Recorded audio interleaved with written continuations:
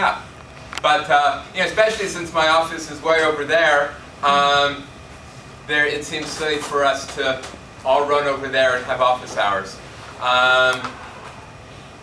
And we can also chat at the end of class. The reason I'm doing it at the beginning of class is because chances are 4:30 most of us want to go home. This is changing. Usually I have this is the first time I've used this machine. The kind of odd thing about it is usually I have my laptop, so I know what I don't have to keep looking behind me. But anyway, this is the book.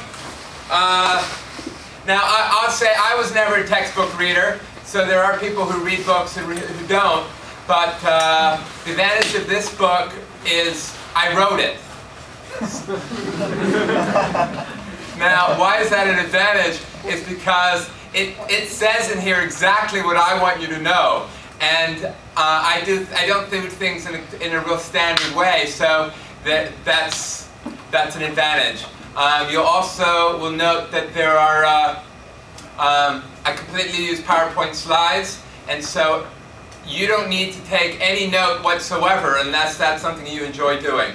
Everything I say is in here, and in fact, a year or two ago I put together short form. So we're going to have 5 sections of topics, and each topic has a 2 or 3 page, this is what you really have to know for this section. And you can go over the slides. They're available online right now. So that's the proof. Oh, and does anybody in here speak Portuguese? Because I just got this in the mail last Friday, and I was looking at what the hell is this? And then I noticed who the author was. So anyway, you can read it in Portuguese for whatever that's worth. All right. So 3101. I think I'm going to have to get my laptop working. It's not working with talking to this machine at the moment.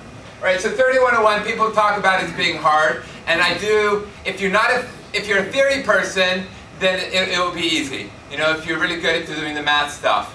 But if you're a coding person, then you're going to find this course really hard. All right? So start working on it now. And yeah, people will have 5 midterms, and people fail them. Right? Half of you will fail each midterm. I'll tell you right now. All right? And that's okay, though. That's okay. Don't drop out. Since I've started having, what used to happen in the past is half the people would fail the midterm, and most of the people, as far as I was concerned, should have failed the exam. But then I'm a sucker and I passed most people. But as of a couple years ago, I just have this new philosophy of not being so nice. So you have to do well to pass the course, but we have 5 midterms this time, and every since I think it's maybe been only twice that I've had 5 midterms, and both of those times, everybody but 1 or 2 people really did well in the exam.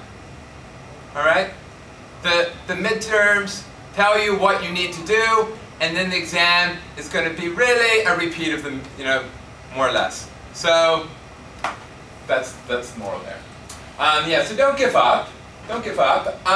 And people, you know, maybe people are just trying to be nice to me, but people do come back after going out into the work world and saying it's the course that they took that was the most useful to them.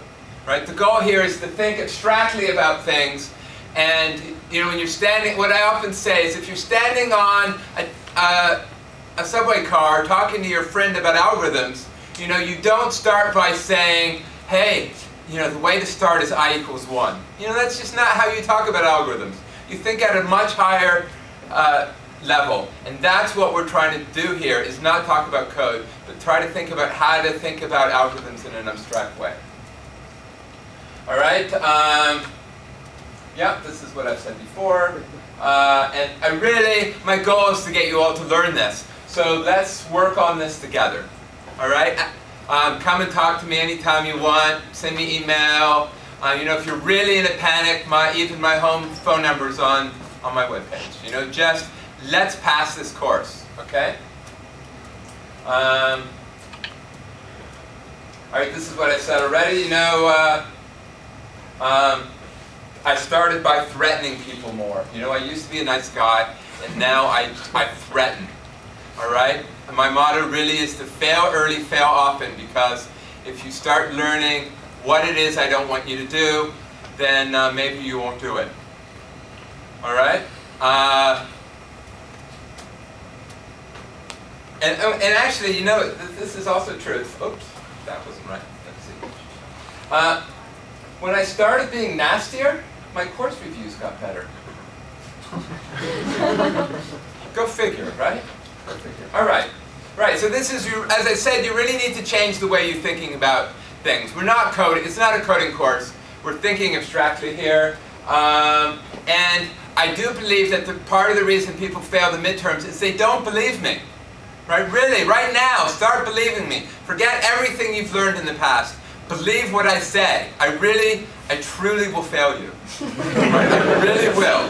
Right? You need to learn what it is that I'm saying here. Change your thinking now. Now, the other thing I often found about theory courses is I talk to people about, well, you're taking this coding course at the same time. How long did you work on it?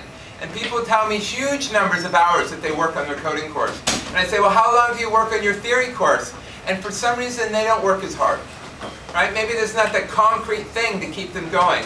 Well, partly having a test every 2 weeks, I think, helps that drive to work every day. All right. So what are we doing in this course? There will be 6 assignments, but the questions and the solutions are already posted. All right, they're not worth anything. Well, actually, I lied a little bit. I said this last class, and I must admit the practice. All right, so there's assignments which you're supposed to do on your own. All right, and then there are practice tests which you're also supposed to do on your own. What I said last time, I never actually took people who actually did it, but this year maybe I will. All right, the threat is you have to hand in your practice test during the actual test, and we'll simply mark that you did it, and if you don't do it, then we punish you. All right? You really need to do these things. All right? And the solution, I think I say this on a later slide, but the solutions to the assignments and the practice tests are online. Right? So one way to do them is you bring up the solutions and you print them off and hand them in, right? But that won't help anybody, will it? All right? Really, these are for you to get an idea of how to do this. And so, for example, if what happens always is people fail the midterms and then do well in the exams, let's just shift everything, right? Why don't you do and fail the practice test and then do really well on the midterm, the test, sorry. Right? You know what I'm saying? All right. All right, so the unit tests, we will have 5 unit tests. We won't have one for a couple of weeks because we have to learn something first, right? But then after that, we'll have one every 2 weeks, all right, for the rest of the course. And they're worth 11% each. And then the exam is worth 55%. All right? What day of the week is it going to be, the test? I wrote down Friday, but partly I wrote this over here to talk about schedules. I personally don't care. All right, so let's talk about the unit test for a minute.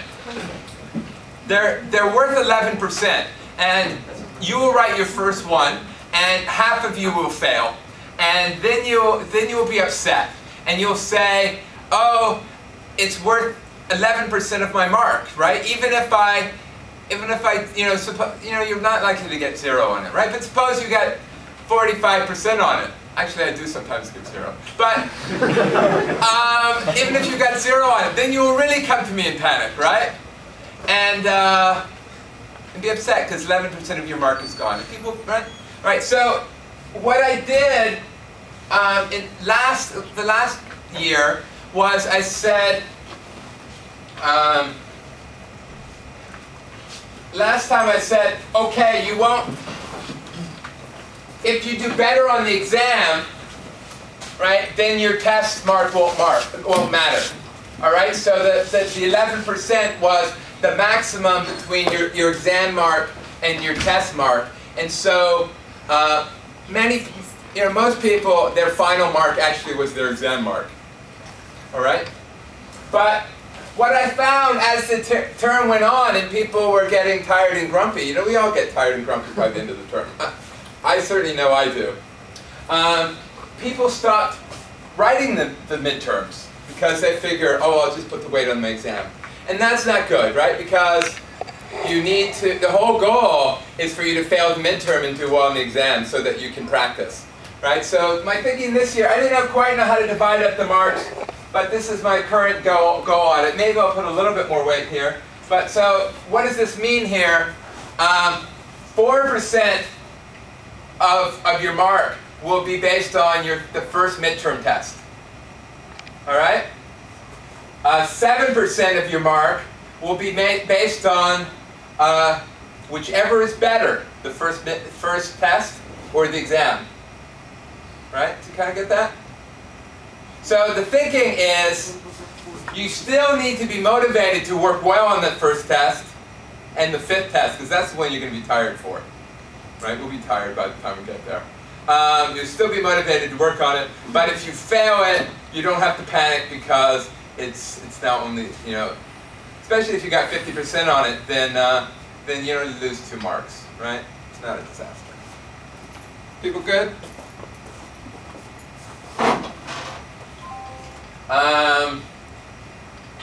Right, and I don't think everybody should go away and work on this course all by yourself. All right, that's not the way to do it.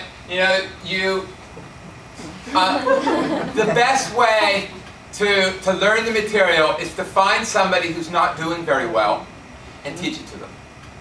Right? That's how you'll learn the material. In fact, all through my undergrad, people were always lined up my door because somehow I managed to figure it out, and they would come, and then that's how I learned the material, and here I am. All right? So teach other people.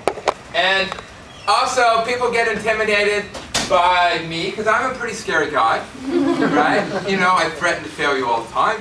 But seriously, come talk to me anytime. Right? I'm just a guy. We'll have a TA, all right? And you might ask, what is the TA going to do? Well, my experience in having taught this so many times is that they don't, we have a great TA this year, so this isn't saying anything about her. It's the same TA I had last time. But it's a general rule, people don't like the marking TAs do, and it's not that useful. So she'll probably not do any marking. All right, that's what, the last time she didn't do any marking. All the time was spent towards office hours. All right, so last time we managed to set up, I don't remember, 4 or 5 hours a week in which people came and talked to her. All right, so one of the things we'll have to do is figure out when that will be and how many hours we can manage. I haven't actually even looked to see how many hours she's paid for, right? So it depends on how big the class is and stuff like that. All right, so start thinking about, maybe we won't decide today, but at some point we'll put a quick sketch of, when people are available and when those office hours might be. Oh, on that same topic, the practice tests, oh yeah, I didn't even think of that. The practice tests in the past have been designed so that you can do them easily in an hour and a half, but now we only have an hour. And if you give people the time, they will take 3 hours, right? So what I tried to do in the past is have the room free in the time after the class so that people can keep writing if they want. My preference is that when you fail it, you didn't fail it because you didn't feel you had enough time, right? But whether we can do that or not depends on how we can schedule the room. They're usually really not very friendly to me when I say I want lots of class time outside of class, because I'm not supposed to, I can't tell you to do anything outside of class, right? So it's only we can set things up. The time with the TA is not required. Matter of fact, I can't tell you to come here. So you really are free agents to do if you want. But the TA is useful. You go and talk to her about what you want to do. All right. She sort of in the past. I think it was less of a discussion than it should have been, and she just sort of took up the practice homeworks and the practice tests. But you can think about making it whatever you want to make it. All right, so this is kind of, you can talk to her about anything you want. She's, I ran into her at the Wine and Cheese, and I don't really remember, but I think she says she's available anytime pretty well except Mondays, and that's why she's not here. So on Wednesday she'll come in and we'll really firm up the times. All right. All right. So you can design what you want to do with her. Think about between now and Wednesday what you want to do with her, because one option is to not book her all the time, but to have some times where it's one-on-one time instead of classroom time or whatever. You can think about it.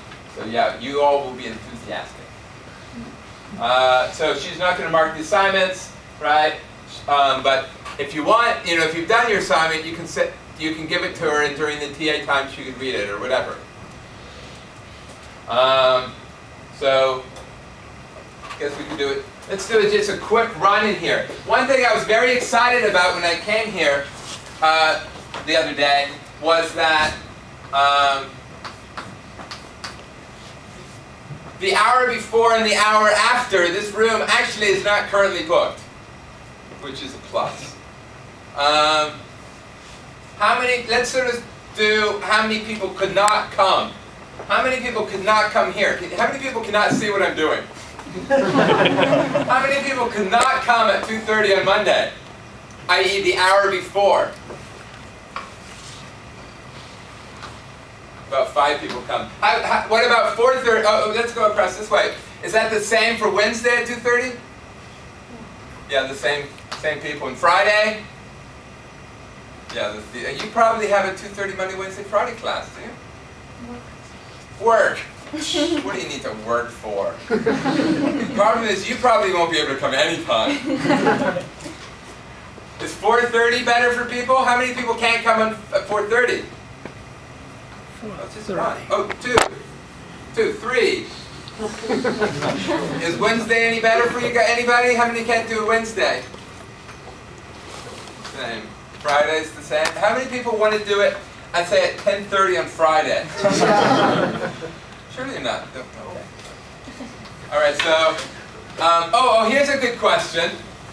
How many people could not come either of these times? I mean, what does that mean? How many people, if we booked the same, probably what we'll do is she will have an office hour at 2:30 and at 4:30. How many people could come to neither of them? All right, well, that's probably what we'll do. Some combination of that, right? And and the same for the tests. When do people want tests? Wednesday. You didn't like them on Friday. Wednesdays, people like Wednesdays? Yeah. Right? We can start on Wednesday, and if we don't get thrown out of this room, we can stick around longer. Any thoughts about anything? Everybody good so far? Sorry, what? You want it on Friday? You don't like Wednesday? We have one day on Wednesday. How many people want Wednesday? How many people want Friday? Oh dear, you guys are in trouble. Excuse me. No, we can't. We could alternate. We could have some of them on Wednesday and some of them on Friday, but I'm not making up 2 tests. Excuse me. How long is going to be the test? That's a very good question. I'm going to design it so that it will officially take an hour. Hour? Yes. But most people will appreciate the extra time if we can get it.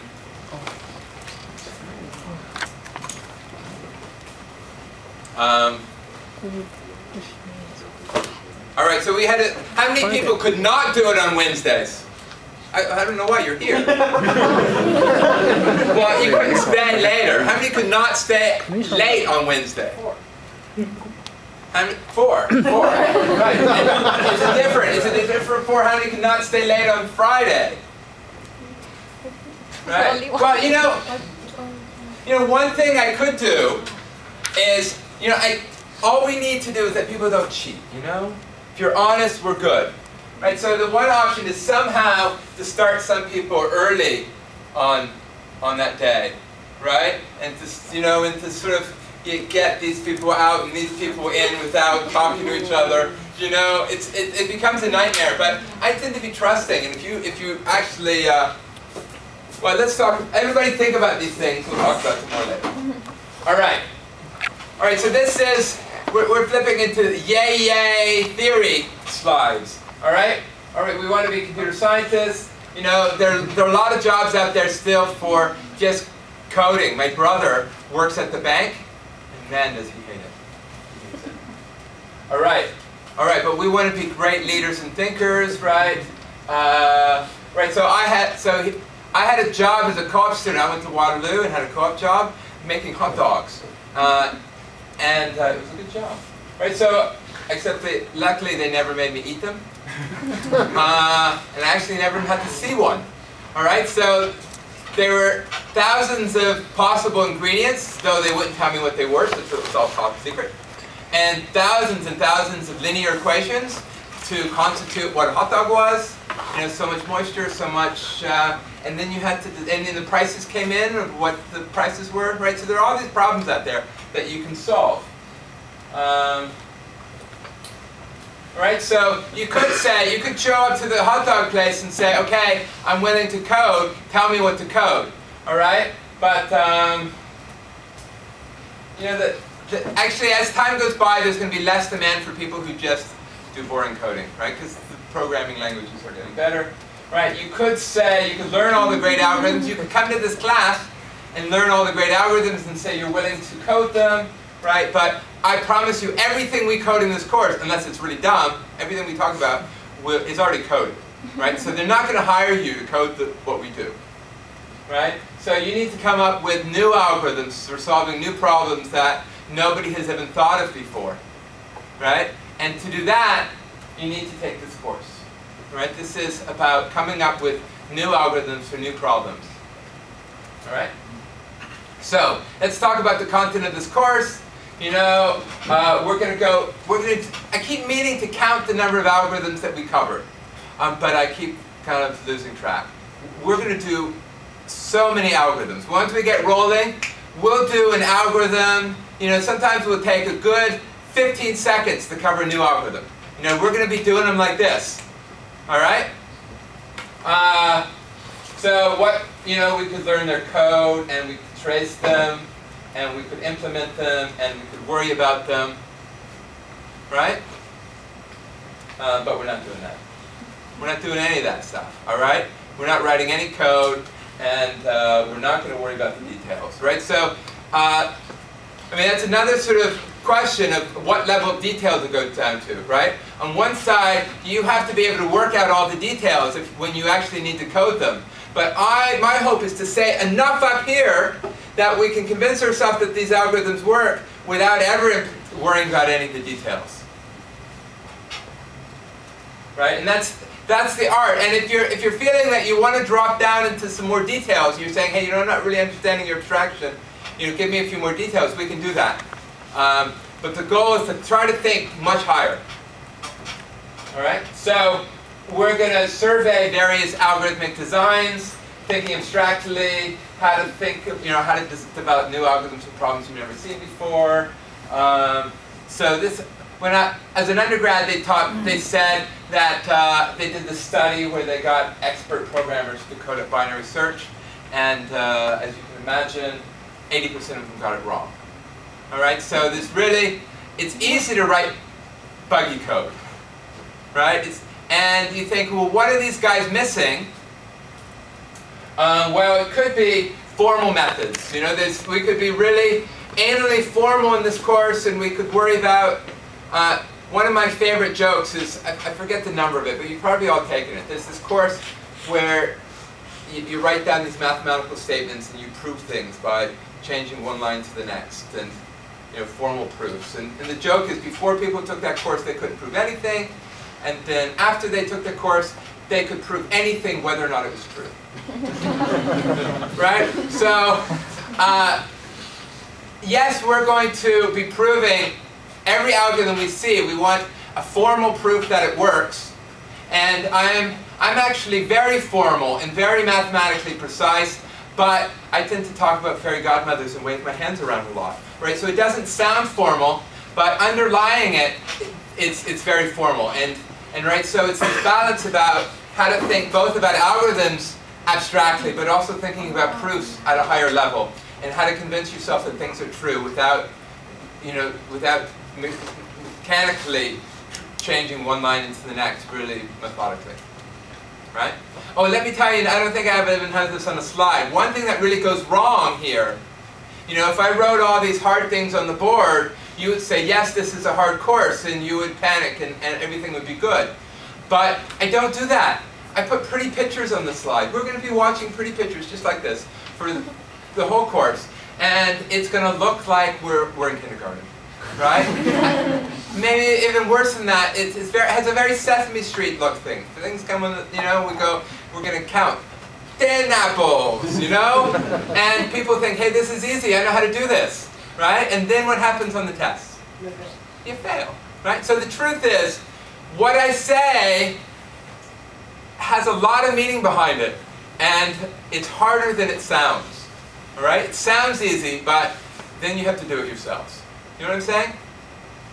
So don't say, oh, this sounds simple, and turn off your brain.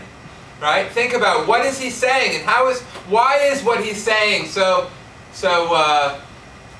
important, and because that's what I have to say. All right.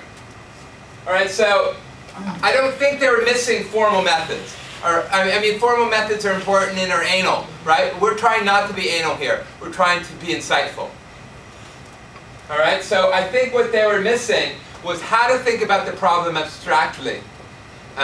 They're missing what we're going to be covering in this course. All right, so this is a catchphrase I say a lot. Right, our goal is to come up with notations and analogies. I like telling stories. We will talk about fairy godmothers and abstractions. The goal is to think about how to develop algorithms, and so that you can write them up and they work. All right. All right, so we are going to, if you look at the course curriculum, we're supposed to cover certain math topics, and what happened is I would cover them at this level and nobody would understand it, so I spent more time on it, but then I expected more from people and nobody understood it, and we kept going till we were spending way too much time on these math things. And my method now is I've completely backed off on the math. When we need math, we have a bunch of slides to cover the math you need, and if you have questions, we can stop and do it on the board, but maybe not that board, because nobody can see that board. But the math is going to be on, it's kind of in all the tests, right? Because you need the math. And there'll be one or two questions particularly about it on the third test, but you have to learn the math on your own, all right? It's in here. It's on the web. When we come up to the math, they'll say, hey, this is some of the math that you need to know. And most of it, I've narrowed all the math down. Everything you need to know math-wise, I think I've written on, I forget how many total pages. Maybe it's on 4 or 5 pages. You look at these 4 or 5 pages, you make sure you understand it. Right? All right, so first order logic.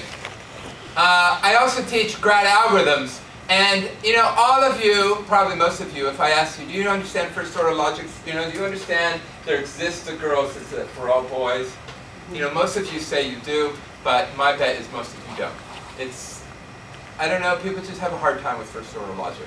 So if you want to spend some time thinking about first order logic, it is so core to thinking logically that it's really worth your time. Right? There's a section in this book on first order logic. Read it. Right? Time complexity, you've all done this a bit already.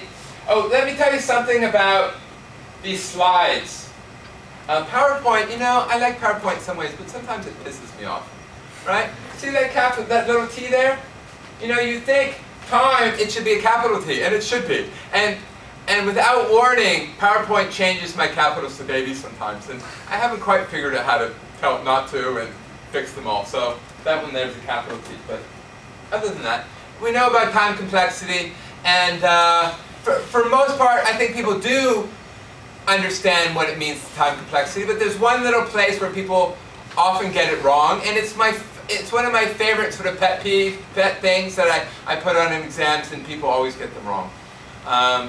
And we'll talk about that at some point about time complexity.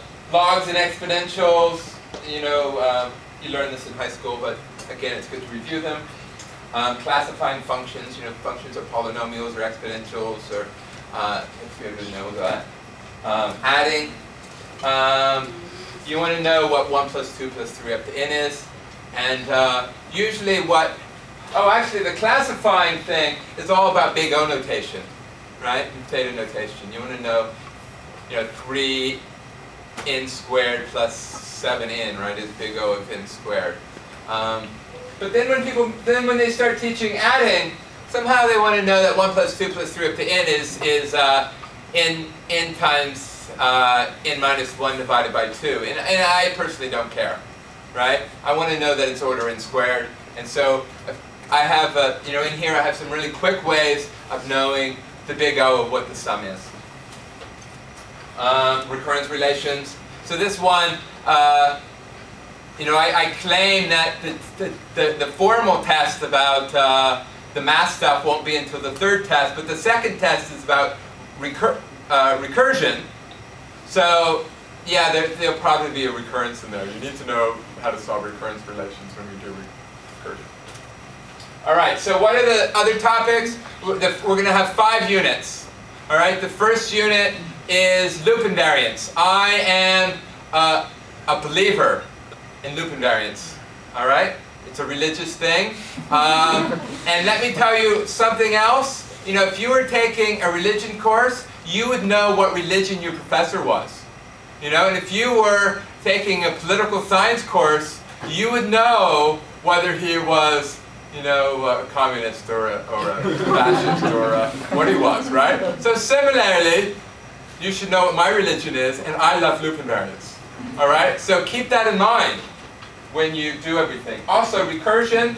Recursion is really very beautiful, and it's you need to know how to do recursion. And people panic with the recursion, and you know, with a lot of these things, we need the right balance of panic so you work, but you know, if fear closes you down, then it doesn't help, right? We need to all be relaxed enough and say it's okay. And I've had a lot of people say that they didn't understand recursion until I taught it, and then suddenly they understood it. So you know, you listen to what I say. You know, we might do okay. Recursion is all about. You know, sometimes we all try to do everything ourselves. We try to micromanage everything, and we really have to stop being so stressful. We have to let it go and let our friends help us. Right? So recursion is all about letting your friends help you and not trying to micromanage them. So that's all recursion is. There you've learned everything about recursion already. All right. Then the third section is about graph theory. We're going to do things that you know already. Depth first search, breadth first search. Actually, I've been skipping heap sort for a while, but that's officially in the course. You know, that kind of graph theory stuff. In fact, we will cover many algorithms that you know already. You know, the first algorithm I think we cover is insertion sort. All right?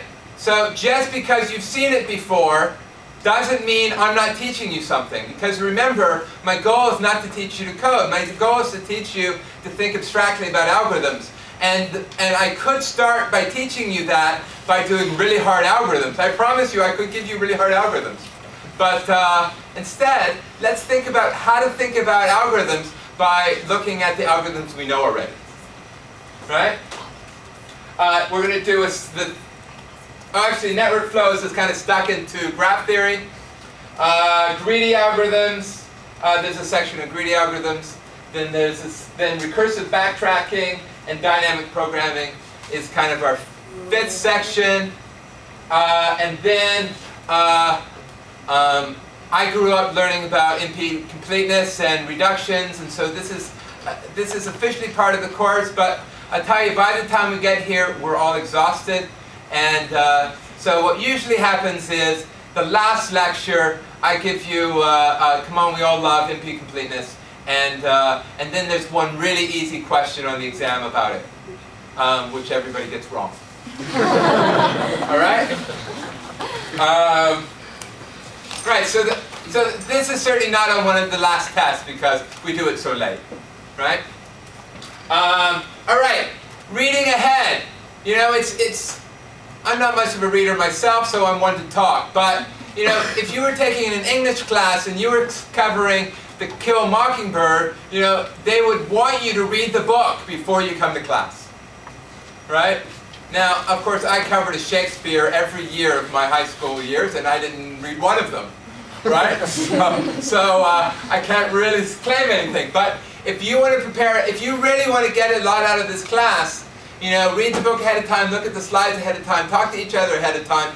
You know, on the web page, I have a list of the steps for the section. You know, look at that ahead of time. You know, maybe even, you know, do whatever you can. You can start thinking about the homework problems that are on the web now ahead of time. And so that then when we're talking about Kill a Mockingbird, you know, instead of me telling you what's in the book, we have a discussion about it. Hey, what did you think about, you know, I forget what happened. I did read it in high school, though. That one I read, actually. So do that. Read ahead. Oh, and if you were writing an essay about The Killing Mockingbird, you would proofread it. I hope you would proofread it. So why don't people proofread their assignments? Not that you handed any this time. And why don't you proofread your tests? I mean, I read the worst stuff. Worst stuff. All right. I do not test you on what you know. Right? I don't know what you know. I will never know what you know. I cannot get into your brain. I test you on what you're able to write on that piece of paper. You know? On what you can explain to me about what you know. So the key is not do you know it, but can you explain it to somebody? Right? And that comes back to getting together with your friends, or particularly if they don't know as much as you, and teaching it to them, going over it. You know, the best way to study is saying, okay, loop invariance. I want to teach somebody loop invariance, and teach it to them. You know, and if you don't have somebody real to look for, you know, grab your stuffed bear and talk to him. Stand in the shower, sit on the subway, and go over teaching somebody about loop invariance. Right? Because that's the key, is what you can explain. Right? Does that make sense? All right. Ask lots of questions. You know, you think, why do I do it this way and not this way? Let's have a dialogue here. You know, when you're coming up with a new algorithm, and then you're trying to guess solutions, see if they work. In fact, coming up with an algorithm is this game between two parties. One who's trying to get the algorithm to work, and one who's trying to get the algorithm to fail. And so you switch roles. When you're over here, you try to come up with a new algorithm. You say, hey, let's do this. You give me an input. I'm going to take these steps. And then you come over here. Oh, that was a great algorithm. I'm going to try to come up with an input in which your algorithm doesn't work. Right? Kind of finding counterexamples. And then when you find an input which that algorithm doesn't work, then you kind of come back here and say, okay, I need to come up with a better algorithm.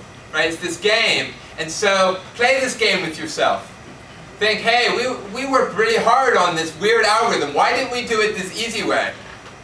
Well, Maybe because the easy way, maybe because you're brilliant, you came up with a new way, or maybe because the easy way doesn't work. And so try to come up with counter inputs which the easy algorithms don't work. Yeah, keep coming up with better solutions. All right, so for the assignments and the test, this is just a few slides to say, don't cheat. The tests and the solutions are all there, and you could go read them. But read the questions and try to do them for a couple of days. Really work hard on the questions. Think about them. Talk to each other about them before you read the solutions.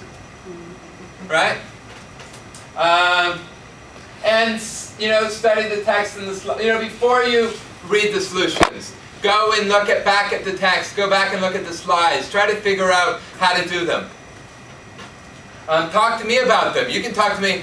Hey, you might be able to think, hey, I shouldn't talk to Jeff about the solutions because the solutions are posted. But I can give you hints. I can tell you you're on the wrong track.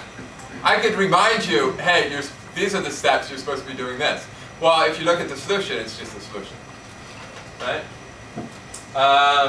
And then after you read the solution, really learn them, right? Learn the solution. Study them, understand them, memorize them if you want to. All right?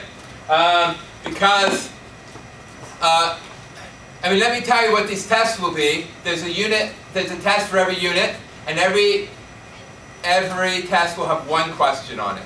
Right? The question will be, come up with an algorithm. I'll tell you right now what the first question of the first test will be.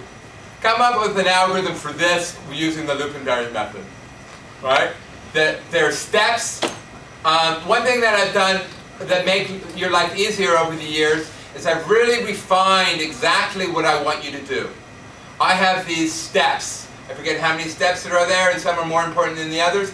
And people used to complain, well, why do I have to do it your way? If I get it right, I should be able to do it my way. But I've been teaching this a long time, and people very, very rarely get it right their way.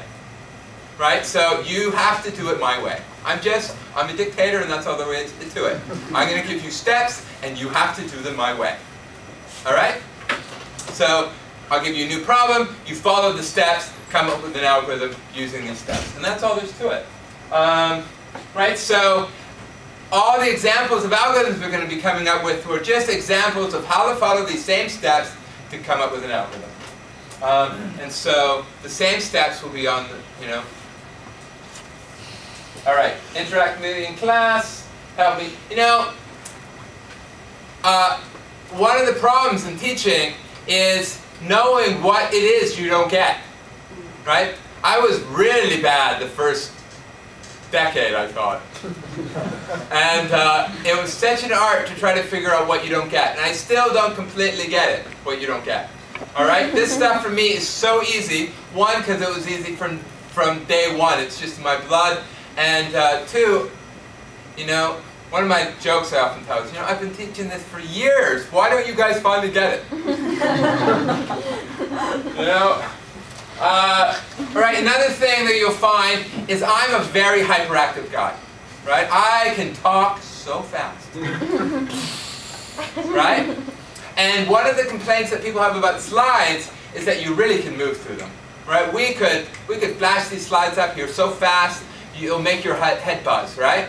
And I will do my best to breathe and to slow down, but I'm really bad at it, right? And in fact, what makes me hyper is when you guys just sit there quietly and don't say anything. I get nervous. Oh. And when I'm nervous, I talk faster. All right? Really, it's the truth. It's the truth, right? So it's your job to keep me calm and get me to go slow down, right? And the way you do that is you ask questions. You can ask any question you want. And one thing, people panic that they can't ask questions because they didn't understand anything. Right? If you don't understand anything, people think, what question can I ask? And well, let me tell you right now what question to ask. If you don't understand anything, you put up your hand and you say, Jeff, I don't understand anything!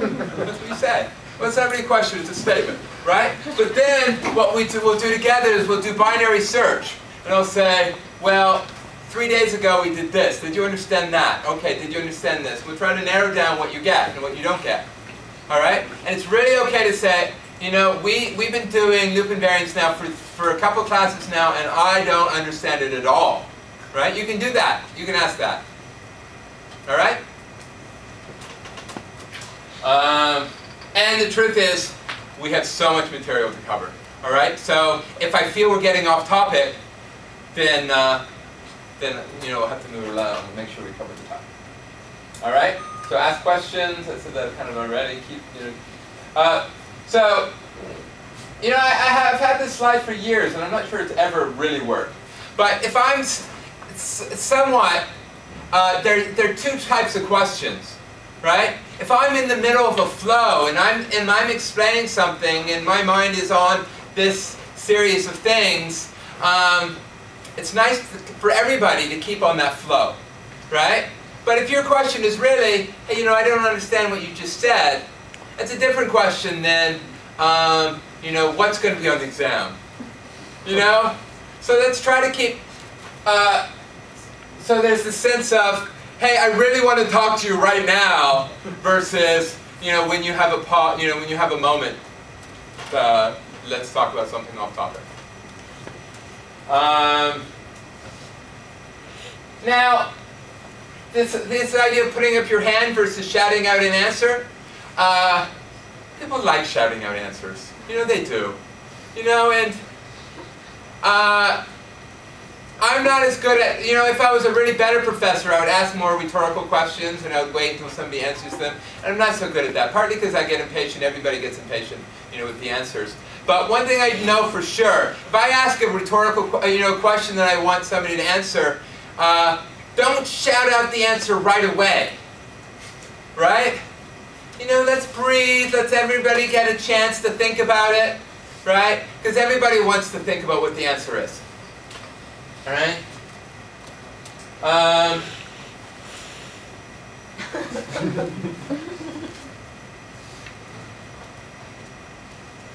Yeah, I just made up this slide on the way to school the other day. You know, it's funny about me. I'm really, and I love everybody. But you know, for some reason, every class, there's one person I just wish wasn't here. You know, and if you want, it could be you. You know, and I've often wondered about the dynamics about it. Is why is there always one?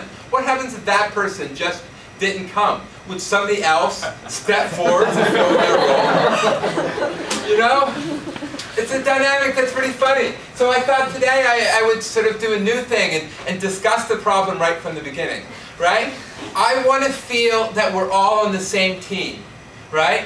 You're helping me, I'm helping you, you're helping. Your goal is to help everybody in the room, right? The person I don't like is the person who feels that, I feel that we're having a battle, right? Is your goal to prove I'm stupid, to prove that you're right, to prove that you're smart? Or is your goal to say, you know, it's perfectly reasonable to say, hey, you know, I don't think anybody's understanding what you're saying. Let's try to make sure everybody in the room's understanding what's happening. Right? That's working together. Right? But let's not have a war here. Right? We're all on the same side.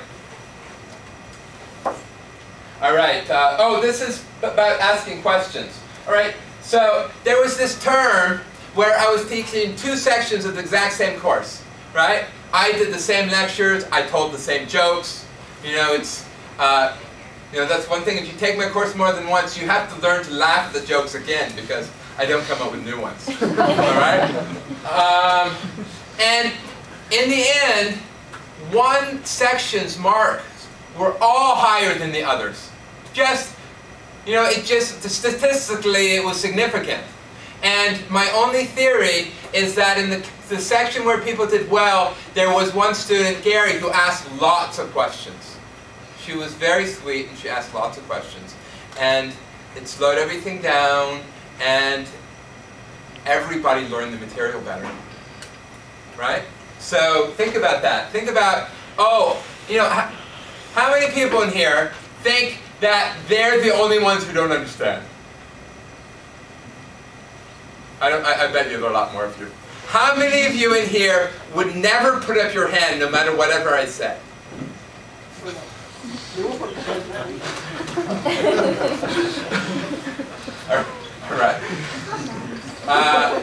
All right, so another thing that will happen is 2 years from now, you're going to come to me, and what are you going to want? You're going to want a letter of reference, right? You're going to need them. You're going to need them from somebody. And I don't care if you get them from me or but somebody.